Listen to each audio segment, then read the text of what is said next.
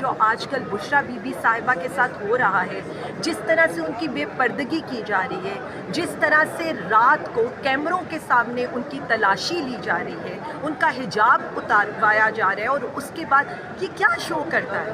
اگر ایک باپردہ خاتون کا آپ حجاب اتار کر اس کے بالوں کی تلاشی لیتے ہیں، اس کے بستر کو آپ گیلا کرتے ہیں، وہاں پر چوہے آپ چھوڑ رہے ہیں، گٹر آپ کھول رہے ہیں، یہاں پر گرمی اوون زدہ کمروں میں ان کو رکھا جا رہا ہے، تو مجھے آپ یہ بتا دیں آپ کرنا کیا چاہتے ہیں؟ آپ 54% پاکستانی عوام کو کیا پیغام دینا چاہتے ہیں؟ آپ کیا بتانا چاہ رہے ہیں کہ آپ ہماری سماویہ طاہر کا دوپٹہ عالیہ حمزہ صاحبہ کی آپ نے ویڈیو سنی. عالیہ حمزہ صاحبہ آج سیشن کورٹ میں پیش ہوئی ہیں. ان کی یہ کلمات آپ کے یقیناً ذہن نشین ہو گئے ہوں گے.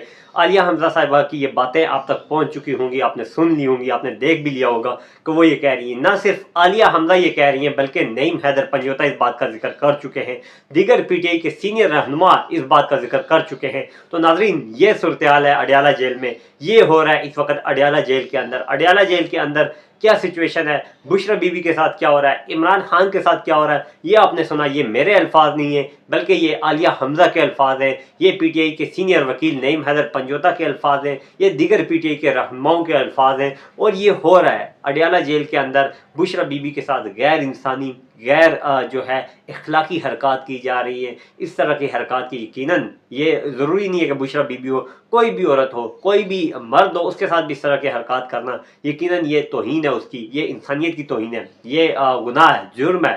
اور اس کو کرنے والے جو ہیں وہ جرم کا مرتکب ہیں.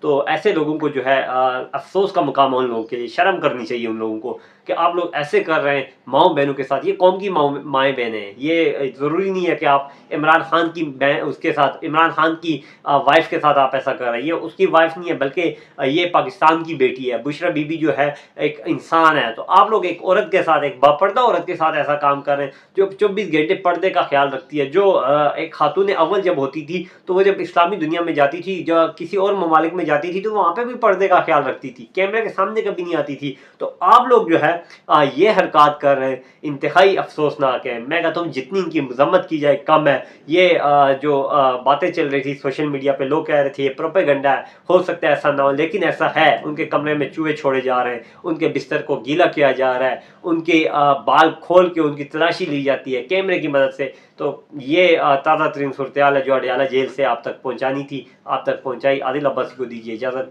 اللہ حافظ.